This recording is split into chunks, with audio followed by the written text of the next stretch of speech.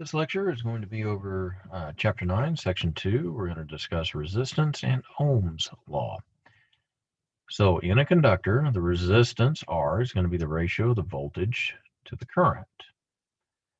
In other words, you're going to be able to describe resistance as something that is proportional to the potential difference, but is going to be inversely proportional to the current. The resistance is going to attempt to stop the current, so you can understand why I might end up being in the denominator. And resistance is going to increase as you increase the voltage. So that's why you have the relationship there. You may see this relationship also written, as a matter of fact, you will when we go into the section of V is equal to IR, which is the same thing. So the SI unit of resistance is going to be the ohm, and it's going to be 1 volt per ampere. In materials that obey Ohm's law, they're going to be considered ohmic. The potential difference between the ends of the conductor is, again, proportional to the current through the conductor. Proportionality factor is going to be the resistance R. So for a given conducting material, resistance is going to be proportional to length and inversely proportional to the cross-sectional area. In other words, as the length increases, your resistance will increase. I don't think that's any surprise. As the area increases, that's going to be inversely proportional. So the bigger your area gets, the more the resistance is going to drop. And you can see the relationship there. R is equal to rho times L over A, where rho is going to be the resistivity of that material. So resistance and resistivity vary with temperature. For metals, they usually increase with increasing temperature. So you can see we've got our conductor here, we've got point B, we've got point A, we've got the electric field going through it. This is a length R. You can see that this is going to be our voltage going through it, and this is going to be higher potential, and this is lower potential with a cross-sectional area A. Resistance is going to be the voltage difference here divided by the amount of current that goes through. Also, this is going to be the resistivity of the material multiplied by the length divided by the cross-sectional area. So let's take a look at this section itself.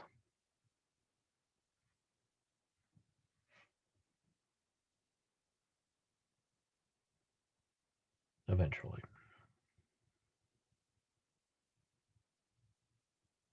All right. So we've made our discussion here regarding carrying a conductor carrying the current. The electric field causes the mobile charges to move, is also associated with a potential difference between the points. The electric field always points in the direction from higher to lower potential, which you've probably already picked up on.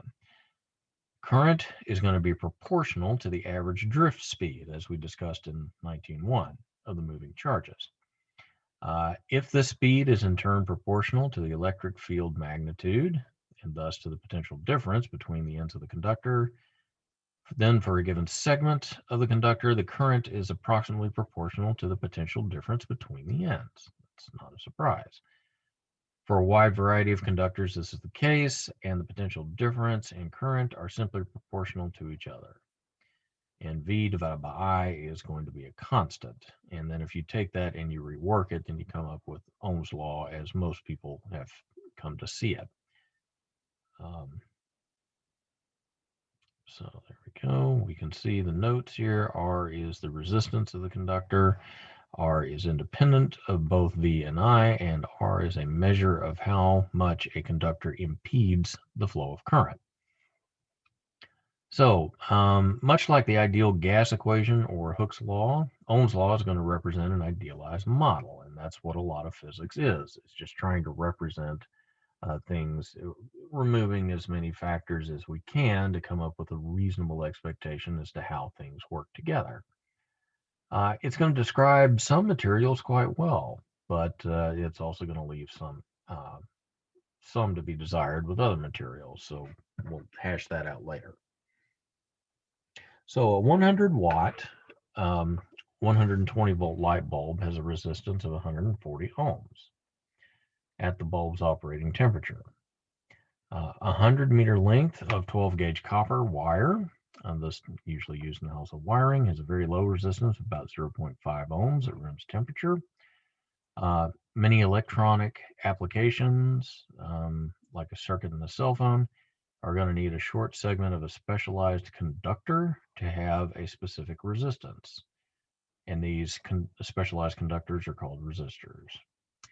And they're resistors with designated resistances are made up of a variety of materials like carbon, and they can have a pretty wide range, like 1/100th of an ohm up to 10 to the 7th ohms. And they're used to limit the current flowing in a certain segment, or to split the current between two segments, or maybe to reduce the voltage in a circuit. So you can see an example of a carbon resistor here with color bands. You can see a tiny surface mount resistor used in densely packed circuits, like in computers. So for a conductor in the form of a uniform cylinder, the resistance R is going to be found to be proportional to the length L and inversely proportional to the cross-sectional area A. These relationships are considered to be fairly reasonable. For a given current, if we double the length of the conductor, the total potential difference between the ends must double. And if the cross-sectional area is doubled, then a given potential difference causes twice as great a current flow. So with those relationships in mind, we have the resistance, which is equal to the resistivity times the length divided by the area. And this resistivity is going to have units of ohm meters. So you can see we have several resistivities of several different types of conductors and insulators. Metals and alloys have the smallest resistivities and, of course, are the best conductors. And notice that the resistivities of insulators are greater than those of metals by an enormous factor, which you see the exponents here, you would not be surprised about. This behavior of resistance here is going to be somewhat analogous to water flowing through a hose. You've got a thin hose, and that's going to offer more resistance because it takes more in order for the water to work through than what it does is if you have a much larger hose. You can increase the resistance to flow by stuffing the hose with cotton or sand, and that's going to increase the resistivity. The flow rate is approximately proportional to the pressure difference between the ends. And your flow rate is analogous to current, and the pressure differences is somewhat analogous to voltage. So that's a simple way to kind of look at how that all works. Now, what happens with temperature? The resistance of every conductor varies somewhat with temperature. So the resistivity of a metal conductor nearly always increases with increasing temperatures. Over a small temperature range, then the change in the resistivity of a metal is approximately proportional to the temperature change. If R sub O is the resistance at a reference temperature, maybe down here, and R sub T is the resistance at another temperature T, then the variation of R with the temperature is going to be described with this graph. You see as temperature increases, then the resistivity increases. Some different types of compounds, metals, what have you, have this activity, where if you drop below a specific temperature, then the resistivity drops to 0. And then you can see at that temperature, it shoots up and then goes out, kind of like what you would see on this side of the graph. And that's what we'll discuss here a little bit later. So the temperature dependence of resistance is generated with this particular formula. The factor alpha is called the temperature coefficient of resistivity and has units of 1/degrees Celsius. And the value of alpha depends on the specific conducting material. And this is the initial resistance is going to be measured at a specific temperature. So For superconductive metals, as the temperature decreases, the resistivity at first decreases smoothly, but then at some critical temperature, the phase transition occurs and the resistivity suddenly drops to zero. And once a current, and basically what that means is once a current has been established in a superconducting ring, it continues indefinitely. You don't have to put any more current through it. You don't have any sort of driving field. This was discovered back in 1911, and it was done with liquid helium at a boiling temperature of 4.2 Kelvin. Measurements of the resistance of mercury as at very low temperatures show that below 4.2 Kelvin, its resistivity suddenly drops to zero.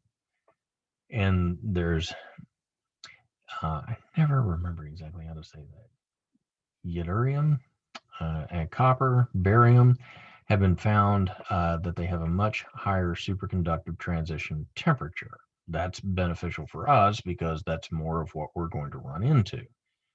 The current record's about 150 Kelvin. Which ain't that warm, but if we are able to raise that temperature up to room temperature, it opens up a number of things for us. So that's you can see the maglev here in Shanghai, which uses superconducting electromagnets to create magnetic fields strong enough to levitate this thing off the tracks. So if you've got a conductor that obeys Ohm's law, then a graph of the voltage and the current is going to end up with a straight line or slope of 1 over R.